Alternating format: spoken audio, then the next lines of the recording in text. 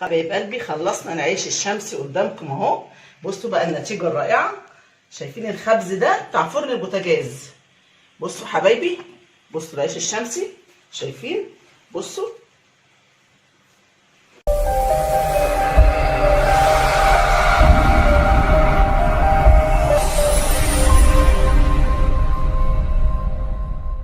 السلام عليكم ورحمه الله وبركاته. ازيكم يا حبايبي، عاملين ايه؟ النهارده باذن الله انا هعمل وصفه اتطلبت مني على الفيس. حبايب قلبي طلبوا مني العيش الشمسي، العيش الشمسي والمخروطه الصعيدي. النهارده باذن الله هنبدا بالعيش الشمسي الاول. بصوا بقى حبايب قلبي، العيش الشمسي بيتعمل بطريقتين، وبعدين الوصفه دي من قلب الصعيد، تمام؟ بيعملوه بطريقتين، في منهم بيعملوه بخميره لوحده، يعني خميره الاول زي العيش الفايش الصعيدي. بس احنا النهارده باذن الله حبايبي هنعمل بالطريقه السهله، لان الطلب مني بطريقه سهله ومبسطه. مش عايزين يعني ايه في تعقيدات، نخمر له الاول وبعد كده نحط العيش لوحده في الشمس، او مثلا يتخمر بقى قبل منها بيوم. لا بص حبايبي، احنا مش عايزين تعقيدات في ايه في وصفاتنا، احنا عايزين الحاجات السهله اللي في متناول اي حد يقدر يعملها.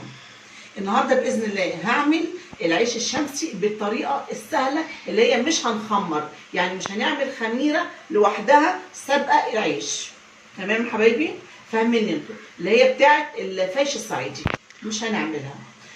باذن الله حبايب قلبي احنا هنعمل مقاديرنا كلها تبقى سهله وبسيطه، وهنحطها على بعض، نقدر نعمل العيش الشمسي ده في اي وقت، والتخمير بتاعه مش هنعمل له اي مشكله. ليه؟ لان ممكن لو عندك مروحه هتحطي العجين يخمر قدام المروحه، يعني مش هتحتاجي تروح تحطيه في الشمس، ولا هتحتاجي شمس تحطي فيه العيش. فوصفتنا النهارده عايزين نبسطها للناس. نبص على مقاديرنا الاول ونشوف الطريقه بتاعتنا. بص حبايب قلبي، 2 كيلو دقيق. احنا النهارده ان شاء الله هنبدا بال2 كيلو دقيق، وعندنا بكون خميره فوريه، وعندنا رده عشان يتقرص عليها العيش الشمسي. تمام يا حبايبي؟ وعندنا ملح، ودي ميه دافيه. بس مقاديرنا ما فيهاش اي حاجه. ادي 2 كيلو دقيق، خميره فوريه، رده للتقريص اهي، ملح، ميه. هنسمي الله الاول ونحط بكون الخميره. بسم الله الرحمن الرحيم. انا قلت لكم حبايبي هعمل لكم بالطريقه السهله، الطريقه البسيطه، وفي الاخر التست بيبقى واحد. يعني ده زي اللي احنا بنعمله الخميره لوحدها، زيه بالظبط يا حبايب قلبي، والله التست واحد. نحط بقى معلقه ملح صغيره اهي، معلقه ملح. خلاص حطينا بكون الخميره وايه ومعلقه الملح. نبدا بقى نخلط مقاديرنا دي كلها على بعض كده. الخميره تخش في الدقيق كويس، وبعد كده نعجن. هنعجن على قد ما الدقيق ياخد ميه. ماشي حبايبي؟ مفيش كميه ميه معينه، على قد ما الدقيق ال2 كيلو دولت ياخدوا الميه. كده دخلنا الخميره والملح في الدقيق. يلا بينا بقى نعجن. بسم الله الرحمن الرحيم. الميه بتاعتنا دي دافيه حبايبي، احنا بنعجن بميه دافيه. بسم الله.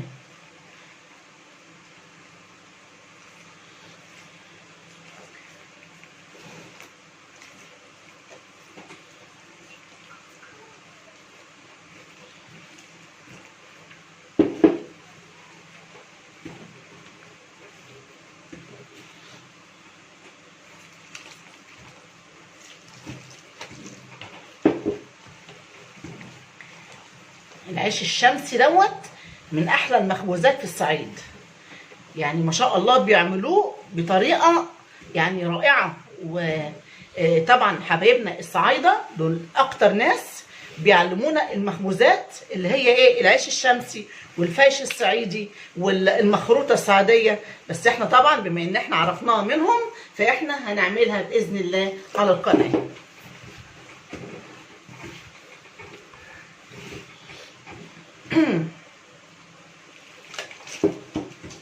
ادي حبايبي، انا مش هفصل الفيديو في العجن عشان تشوفوا القوام بتاع العجينه بتاعت العيش الشمسي عامله ازاي.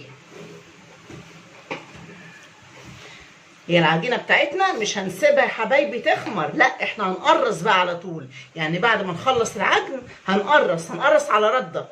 هي دي الطريقه بتاعت حبايبنا في الصعيد.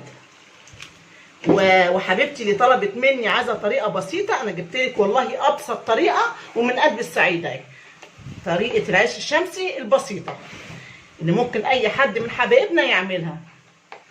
واللي هيسالني على الفيس يقول في طريقه تانية، ايوه حبايبي في طريقه تانية، في طريقه للتخمير لوحده، يعني بيتعمل خميره لوحدها وبتقعد كام يوم. بس زي ما انا قلت لكم اللي انا بعمله ده نفس التست بتاع الطريقه الاولى، فانا جايبه لكم الطريقه البسيطه، مش عايزين اي تعقيدات عشان تقدروا تعملوها في اي وقت. بصوا حبايبي شايفين، بصوا العجينه عامله ازاي. العجينه مش يابسه، العجينه بتبقى طريه. ليه؟ عشان هنقرصها وتاخد وقت في التخمر، وبعد كده ايه نسيبها تخمر يا على مروحه يا اما تحطيها في بلكونه في شمس، اللي يعجبك. ما عندك الشمس حبيبتي ما تعقديش نفسك، ما فيش مشكله، افتحي عليه المروحه.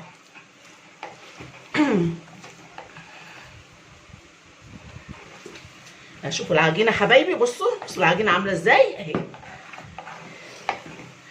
شايفين العجينه اهي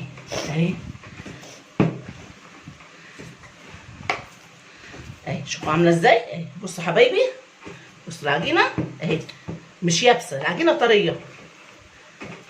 يبقى العيش الشمسي العجينه بتاعته طريه.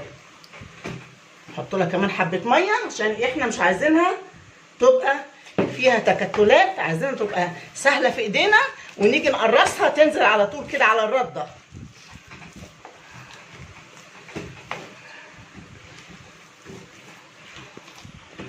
بصوا حبايب قلبي، بصوا العجينه بتاعت العيش الشمسي عامله ازاي بقى. انا عايزاكم بقى تشوفوا القوام بتاعها. بصوا اهو شايفين اهي، عشان ايه نعرف نقرصها ونمسكها في ايدينا، احنا مش عايزينها يابسه.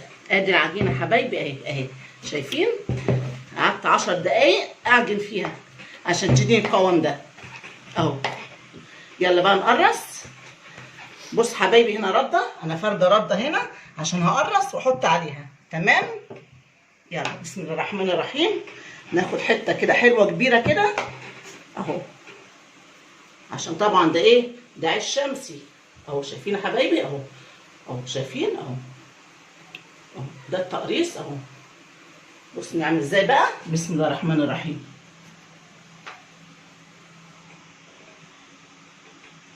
يلا ناخد واحد تاني يطلع زي ما يطلع 3 يطلع 4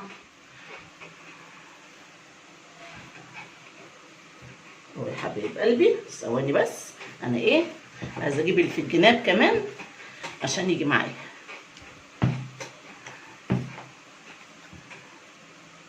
اهو يا حبايبي اهو. يلا بينا.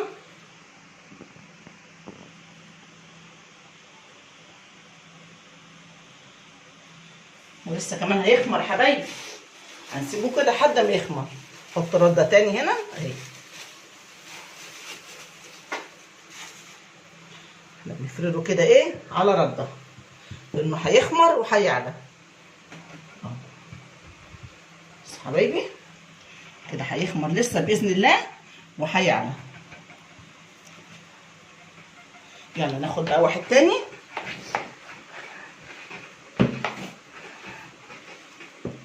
بسم الله الرحمن الرحيم.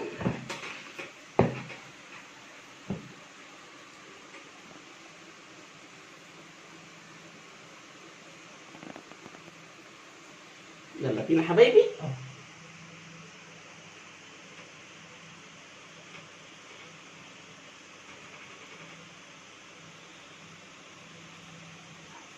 ادي حبايبي، ادي الرغيف الشمسي هو بيبقى كده بالطريقه دي. تمام، بيبقى عالي كده وحلو، ولسه هنشوفوه لما يخمر. ناخد كمان واحد.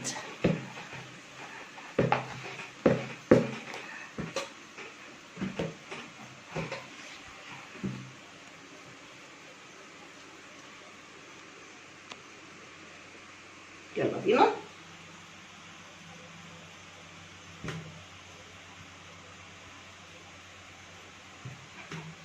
نزيحه كده عشان لسه هيخمر وهيعلى.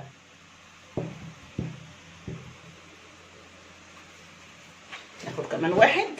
عارفين يا حبايبي ان العيش الشمسي بيبقى كبير كده وعالي.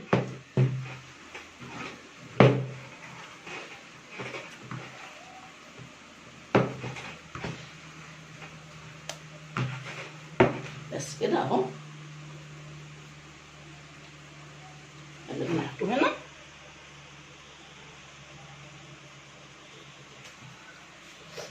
عملوا 4 ترغيفه شمسي وواحد صغير. ادي حبايبي العيش الشمسي، وهنحطه دلوقتي في البلكونه في الشمس، او هنحطه قدام المروحه، ايا كان نحطه في اي حته من دولت يخمر. ولما يخمر حبايبي وحجمه يتضاعف انا هوريكم ايه بقى العيش الشمسي بتاعنا.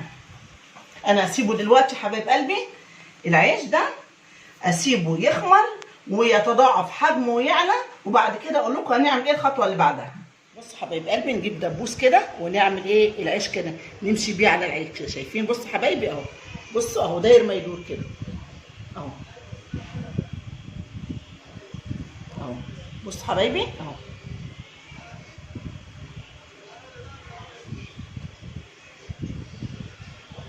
اهو يا حبايب قلبي، شايفين؟ دبوس كده ونمشي بيه كده. وهنا كمان اهو اهو، شايفين يا حبايبي؟ بنعمل له ايه؟ فتحه كده بسيطه بس كده. بصوا حبايب قلبي، انا نقلت العيش الشمسي من على الرده، حطيته كده في الصواني عشان يبقى جاهز على الخبز على طول. بصوا عايزه اوريكم، بصوا الحجم بتاعه بقى قد ايه، بسم الله ما شاء الله. انا حطاه ساعه واحده، لسه قدامه ساعه تاني كمان عشان ايه الخمر بتاعه هو ساعتين. انا حطيته ساعه واحده. بصوا كمان قدام مروحه اهو، انا مش حاطاه في شمس ولا اي حاجه، انا فاتحه عليه المروحه وحطاه على الترابيزه كده. يعني الحجم تضاعف حاجه بسم الله ما شاء الله. بصوا حبايب قلبي، ده رغيف من الارغفه اللي احنا قرصناها. بصوا الحجم بتاعه بقى قد ايه، ملا الصينيه ازاي، ولسه كمان قدامه ساعه تاني.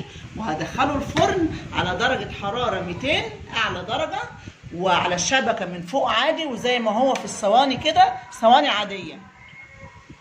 ودخليه الفرن، وبعد كده ايه هنشوف هيحصل ايه لما يخش الفرن على الدرجه العاليه على الشبكه اللي في النص. ادي حبايبي شكل العيش اهو بعد ساعتين، لما سيبناه يخمر ساعتين. بصوا الحجم بقى عامل قد ايه، شوفوا الحجم تضاعف ازاي، بسم الله ما شاء الله. يعني حاجه كده ما كنتش متوقعاها. ادي حجم العيش اهوت. دلوقتي بقى نقدر ندخله الفرن، لان الحجم عالي زياده عن اللزوم، ولسه كمان لما يدخل الفرن هنشوف شكله هيبقى ايه. حبايب قلبي خلصنا العيش الشمسي قدامكم اهو. بصوا بقى النتيجه الرائعه. شايفين الخبز ده بتاع فرن البوتاجاز؟ بصوا حبايبي، بصوا العيش الشمسي، شايفين؟ بصوا بصوا النتيجه بتاعتنا. ايه رايكم؟ ايه رايكم حبايبي؟ ادي العيش الشمسي اهو اللي خبزناه في فرن بوتاجاز وعملناه قدامكم بكل حركاته وتركاته.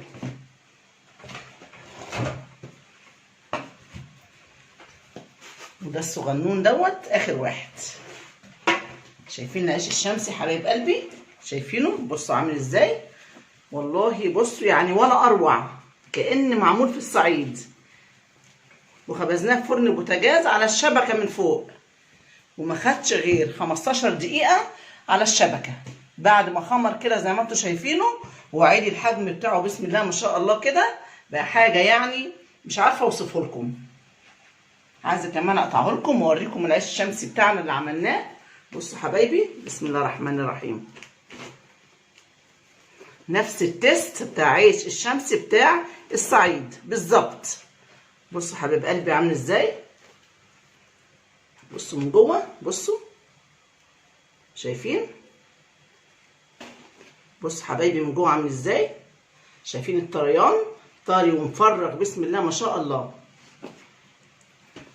ايه رايكم في عيشنا النهارده؟ ادي العيش الشمسي اهو اللي طلبوه مني حبايب قلبي وقالوا اعمليه بطريقه بسيطه، عملته لكم اهو، والله ولا اروع يا حبايبي. يا رب يعجبكم وتعملوا المقادير دي بالظبط وجربوها، هتنجح معاكم على طول، واعملوا بنفس الطريقه. يا رب حبايبي فيديو العيش الشمسي النهارده يعجبكم. زي ما حبايب قلبي طلبوا مني ان انا اعمل لهم العيش الشمسي بطريقه بسيطه جدا. يعني بصوا الطريقه دي يعني هتجيب نتيجه معاكم جدا جدا جدا. واحسن طريقه في العيش الشمسي ان احنا لمينا كل المكونات على بعض، ووريتكم طريقه التخمر ازاي، يا اما على مروحه او في شمس، يا بلكونه او على مروحه. انا عملته بصراحه على مروحه، طلع عالي وجميل ومفرغ خالص من جوه. اعملوه حبايبي وما تخافوش وما تقلقوش. اعملوا المخبوزات دي في بيتكم، املوا بيتكم بالخير، عمروه بالخير. مخبوزات، عيش، فايش، فطير، اي حاجه من ديت. وحبايب قلبي اللي عملوا الفايش الصعيدي وقالوا ان احنا عملناه بطريقتك وطلع جميل، انا بصراحه اتبسطت والله العظيم، فرحت جدا جدا. دايما يا رب تعملوا كل حاجه لاولادكم، دايما تعملوا كل حاجه في بيتكم وتعمروه بالخير وتكونوا احسن ستات في الدنيا. اتمنى الفيديو حبايب قلبي يعجبكم، فيديو العيش الشمسي بتاع النهارده، واتمنى كلنا البيت طلب حبايب قلبي اللي طلبوه مني. وما تنساش بقى يلا في الشير واللايك والسبسكرايب. السلام عليكم ورحمه الله وبركاته.